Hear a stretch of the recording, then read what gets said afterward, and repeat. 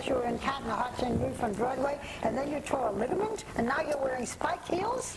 In a very bizarre way, the high heels are a little more comfortable than flat shoes because they don't involve as much flexion in the arch. So you're okay, more or less? I'm getting along just fine. We won't ask you to tap dance. Please don't. He can tap dance, so he can do anything. You know what? I cannot tap dance. You can't, that's the one thing you can't do is tap dance.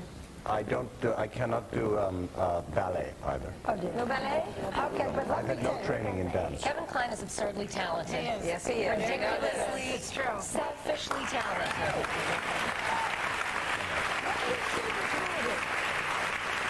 Just bear in mind, they both sing. Kevin actually plays the piano. He does not need to do that. They have you when you are actually playing. And we wanted to show just a speck of how good you both are when you sing together. So we're going to show you just a snippet.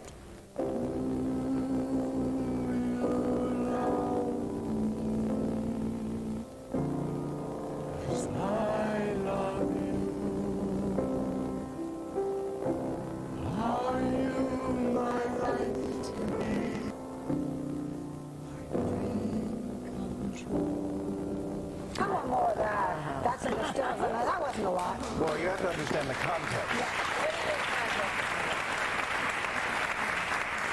Yeah, I mean, it's not a beautifully produced. We didn't pre-record it. We sang live because it was about what was more emotional. Yeah. It was about what was happening between us as we sang, not listen to my singing as I sang. But you, when you were young, wanted to be a concert pianist. You wanted to be a composer. I wanted to be a composer, So and a how did you conductor. go? Yeah, how did you go from that to? I sucked at. No, I was a mediocre pianist and started far too late and did not have the discipline. And when I was in college, I majored in music for the first 2 years, but I tried an acting class and sort of got hooked. And I thought it was much easier. What did you do that convinced you? What class? I'm just curious. What class? Was it like Arthur Miller? Who was it? Shakespeare? Who did you do? Who did I do? Improv? Yeah, was You it mean in the acting in the class? acting class. Don't you remember that one? Yeah, we did scenes. We just did scene class. I actually got a D, I think, in my first acting because I slept through half the midterm. Having a midterm exam in acting is just kind of. But you persevered, even though you got a D. You persevered. I persevered. Yes. I was not necessarily encouraged. I was not very good as an actor when I started. In fact, all my friends in the music school. Yeah. Can't play the piano, can't act, can't ballet, Exactly. Now, after you grew up, of course. It's amazing you get any roles at all. Trying to get a word in edges. This is estrogen all over. Now, after you grew up around music all your life, the great Judds, the other two, other than you, Naomi and Winona, singing constantly. Did that help at all in preparing for this, to have music all around you and in your background? They're scared to death. I was fairly frightened. When I read the script, I thought that it would be straightforward and easy. A great song does not require a great singer. And they were not big performance numbers, as Kevin was describing. Ray Charles said that. It was intimate and domestic and something that was transpiring between two people. The songs that were required of me were not big production numbers like Alanis Morissette, Natalie Cole, Robbie Williams, Sheryl Crow, like all these incredible people contribute to the film. Yes. But I was dead scared when because actually we were working on some harmony options for the end of In the Still of the Night, and my memory is that they were wonderful when we were just standing there doing them together and figuring them out. As soon as that light went on and we started to record, I had a crisis of confidence and couldn't do anything right. And this last note, Kevin would be like, and it would be perfect. And then as soon as we had to record it, I couldn't do it. Did you do any warm-ups before? Like if you knew you had to sing, did you do warm-ups like your mom? Well, sure. I do vocal production for the stage, warm-ups, and, you know, all those really silly all that stuff. I'm curious, did your mom give you any of this? Because I find of all the people that I've met on this show, your mother may be the most encouraging and loving. She always makes you feel really good. I wasn't smart enough to ask for any advice. And also, I got the part and moved and went to London very quickly, and it was my birthday before I went, so I wasn't paying attention to my upcoming work. I was having my birthday, and then I went to London, and it all just happened very quickly. But I should have gotten more advice. When we sang together with all the great artists in Cannes, when the film was presented on the closing night, I called my sister. It was really funny, and I said, you know, what should they do? Because I'm more comfortable in a lower register. I've got a husky voice, so in case you hadn't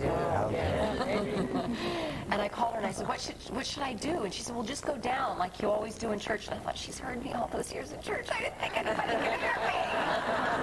Just sing it an octave lower than I want to talk a everyone little bit about Cole Porter, because in the movie, I mean, Linda, the wife, his wife, finds out that he's homosexual, and she accepts that, but she finds out before they get married, Right. and wants to marry him. anyway, exactly. But do Partially you because. think, exactly, but do you think that had he been outed in real life, Kevin, that would have been really bad for his business At that time. at that time? Even today, I think, because he wrote love songs. Right. And I think he probably, which is why his wife, Linda, in the movies, he's just worried about his indiscretion, because it would be bad for this great purveyor of love songs, some of the greatest love songs in the American book.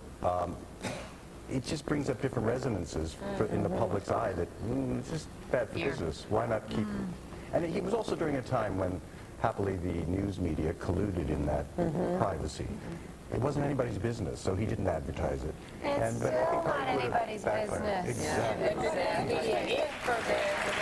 It may not be anybody's business, but it's one of the things that makes this film so fascinating. In the film, and I remember seeing Cary Grant playing Cole Porter, very masculine. There was no hint of homosexuality. No, that's right. It was all, you know. He was straight as an arrow, In addition to the wonderful, the Cole Porter music, the relationship, the wife who stays with the husband, they love each other, and yet he's a homosexual. And it's very frank in this film. That's unusual.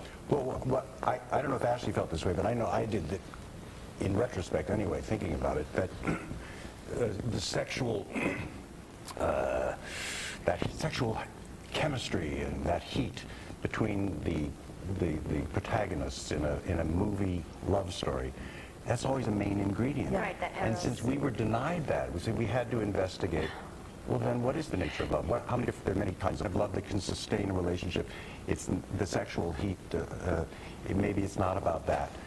So we had to kind of love each other in a different way. And it was, And you hear it in the lyrics. The green-eyed monster You hear it does in the marry lyrics. something that eventually. Yeah. Don't leave us. Stay. We have so many more questions. We'll be right back with Kevin Kline and Ashley Judd. but I have So, and that was a clip from The Lovely. And we're back with Kevin Kline and Ashley Judd. Ashley, I was picking on you before because last time you were here with all the dogs. What is this all? This too. That is all. I've got a fellow wordsmith sitting beside. Doesn't all suggest numerous songs? Just two dogs. Numerous. fairly comprehensive, yes. It implies a Yes. totality of Dogs. canoninity. And you're getting a dog, I heard? Yeah, the fiance wants a dog, so you You learn can to do this, compromise. sir. You can think do I this. can? You can do this. Okay, so I had fantasies about you shooting this movie in England with that handsome, fine, good-looking race car driver husband of yours, Dario. Say his last name for me. Franchitti. Franchitti. Look at the spot on the playing field, tooling around England with the top down or something. I'm just gonna ask you, did he tool around England with you? Did he He come was and able to visit? come and see me a lot, and actually what was interesting for me playing sort of second fiddle to Kevin's piano in the movie, I didn't shoot every day, and I took some vacations or little day trips, which I'd never done before while shooting, and it was nice. We went to south of France, went to Italy, went home to Scotland. My fantasy was right. Yeah, that's a fantasy. Star has the same fantasy she wants to do with Exactly. You know, one of the things, I don't want to give everything away in the movie, Cole, because it is based on Cole Porter's life, and he had some very tragic parts. But one of the things that's very interesting is that you age like 40 years, both of you. So you see what you look like with the makeup and stuff, but what you're going to look like in 40 years. Was that scary? It's spooky. Well, Linda was already older than Cole when they married, so I start to age and Kevin stays in the young, dapper Cole period, and then he catches up. But would like to consider that look in the movie one that won't actually befall me because she was really sick. Yeah. So that's a sick old, and hopefully I'll be much healthier. Healthy. Right. But you are unrecognizable to me when I first saw you as the old Cole Yours is Porter. great. I have to say that well, I've heard from others, and I felt that way too. It's the most ingenious, brilliantly executed makeup that these makeup artists devised. I wasn't sure it was you in the beginning. I was just thinking it has to be, but I wasn't sure. But it's so real. It doesn't look, and it's not the makeup wearing me. It really You think you're works going to and look like moves. that? No, I hope not. No, I think no, because they not only just aged my face, but they added all the pain and the non-stop drinking and smoking that Cole Porter indulged in, and because he was in excruciating pain for a good 25 years, that was part of it. That they had real. There was a lot of. It was a very lived-in face. You know, the real Cole Porter was not even close to as good looking as you are. I mean, he wasn't, and Cary Grant also. And yet they constantly Cary Grant wasn't as good looking as equal. But I mean, they always portray him as good looking like he was Very dapper and very stylish. I think it's because his music is so sophisticated, we wouldn't be able to deal with his real looks.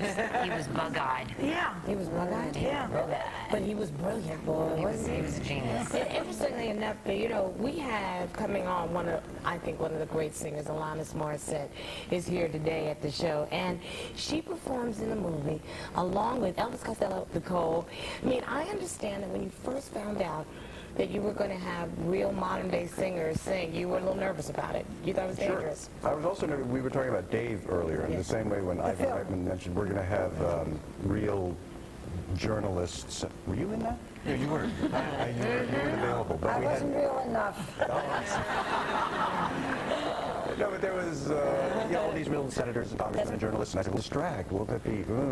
It worked brilliantly, and whatever trepidation I had about that was quickly erased. And then, and I was concerned. Well, are these singers going to enter being a Cole Porter, playing Cole Porter, wanting it to be pure Cole Porter, and are they going to sing it in the right style, in the right tone? They're not going to, make it rock and roll, are they? So I didn't know, and boy, they totally entered into the style and sang it with such, without losing any of their Name some own of the songs that they individuality. sing. Night and day. Alanis sings Cole. Let's Do It. Natalie Cole sings Every Time We Say Goodbye. Definitively. Robbie Williams does "The Lovely," and he's a little lesser known in North America, but he's a huge, huge star in the UK and Europe. And I think his rendition of "The Lovely" is great. It's Sheryl absolutely Crow's unforgettable. Begin the Begin. Yeah. And Diana Krall. and- Diana Krall, just one of those things, kills We all know that, right? Those songs were very I tell you what, it sounds like you guys have a hit on your hand, at least if you pull the women of the View, I'll tell you that. Our thanks to Kevin Kline and to Ashley Judd. The Lovely opens on July 2nd in select cities, and we'll be right back with Alanis Morissette.